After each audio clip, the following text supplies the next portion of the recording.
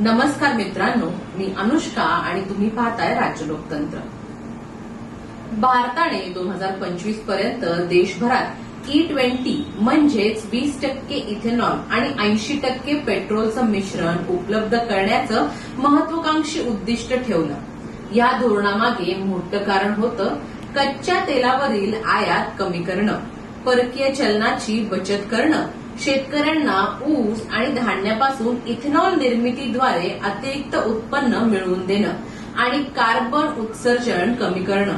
पण प्रश्न असा आहे की हे धोरण प्रत्यक्षात किती यशस्वी ठरतंय? भारत सरकारने इथेनॉल मिश्रणाचा टप्प्याटप्प्याने विस्तार केला। 2014 मध्ये इथेनॉल मिश्रणाचं प्रमाण सुमारे 1.5% होतं। ते वाढवून 2015 मध्ये 20%च्या उद्दिष्टाजवळ पोहोचलं। सरकारच्या मते यामुळे अब्जावधी डॉलर्सची कच्च्या तेलाच्या आयातीत बचत झाली आणि लाखो शेतकऱ्यांना फायदा झाला। पण या यशाच्या दाव्यांबरोबरच काही गंभीर प्रश्नही समोर आले। सर्वात मोठा प्रश्न म्हणजे वाहनधारकांचा। भारतातील रस्त्यांवर अजूनही लाखो जुनी दुचाकी, चारचाकी आणि व्यावसायिक वाहनं धावत आहेत। अनेक वाहन उत्पादकांनी स्पष्ट केलं आहे सर्व मॉडेल्स E20 सुसंगत नाहीत। काही वाहनांमध्ये मायलेज कमी होण्याच्या, इंजिनच्या कार्यक्षमतेवर परिणाम होण्याच्या किंवा दीर्घकालीन देखभाल खर्च वाढण्याच्या तक्रारी ग्राहकांनी सोशल मीडियावर आणि विविध वाहन मंचांवर मांडल्या। या तक्रारी सर्व वाहनांसाठी लागू आहेत असं म्हणता येणार नाही, परंतु ग्राहकांमध्ये संभ्रम असल्याचं दिसून येतं।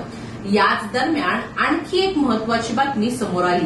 भारताचे शेजारी म्हणजेच भूतानला भारताने E20 इंधन स्वीकारण्याचा प्रस्ताव दिला होता, मात्र भूतानने तो स्वीकारलेला नाही। भूतानने आपल्या वाहन ताफ्याची सुसंगता, मर्यादित इंधन मागणी आणि स्वतःची ऊर्जा धोरणं लक्षात घेऊन हा निर्णय घेतल्याचं सांगितलं। त्यामुळे हा भारताच्या धोरणाचा थेट नकार आहे असं म्हणणंही योग्य नाही। पण या निर्णयामुळे E20च्या प्रादेशिक स्वीकाराबाबत चर्चा सुरू झाली आहे। दुसरा मोठा मुद्दा म्हणजे अन्न सुरक्षा। भारतात इथेनॉल निर्मितीसाठी ऊसाबरोबरच मका आणि तांदळाचाही वापर वाढला आहे।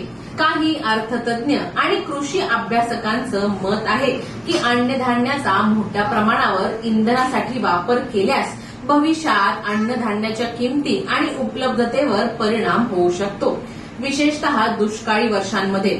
सरकारचं म्हणणं मात्र यापेक्षा फार वेगळं। सरकारचा दावा आहे की इथेनॉलसाठी प्रामुख्याने अतिरिक्त किंवा अधिशेष उत्पादनाचा वापर केला जातो। पर्यावरणाच्या दृष्टीने हे चित्र थोडं मिश्र आहे। इथेनॉलमुळे वाहनांमधून होणारे काही उत्सर्जन कमी होऊ शकतं, पण ऊस हे अत्यंत पाणीखाऊ पीक आहे। पर्यावरणाच्या दृष्टीने हे चित्र थोडं मिश्र आहे।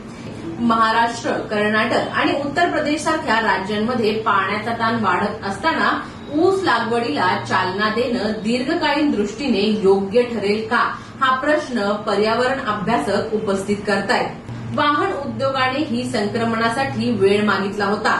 अनेक कंपन्यांनी E20 सुसंगत इंजिन विकसित करण्यास सुरुवात केली असली तरी देशातील संपूर्ण वाहन ताफा बदलण्यासाठी अनेक वर्ष लागू शकतात।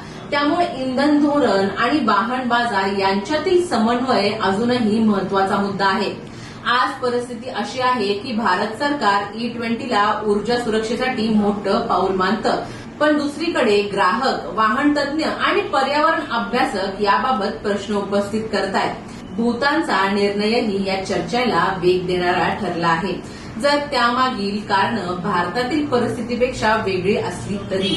शेवटी आता प्रश्न तुमच्यासमोर आहे, E20 हे भारताच्या ऊर्जा स्वावलंबनासाठी आवश्यक पाऊल आहे का, की वाहनधारक, शेतकरी, पर्यावरण आणि ग्राहक यांच्या हितांचा पुन्हा एकदा समतोल साधण्याची गरज आहे?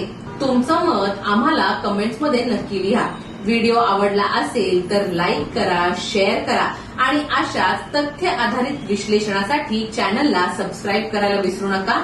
धन्यवाद। दैनिक राज्य लोकतंत्र।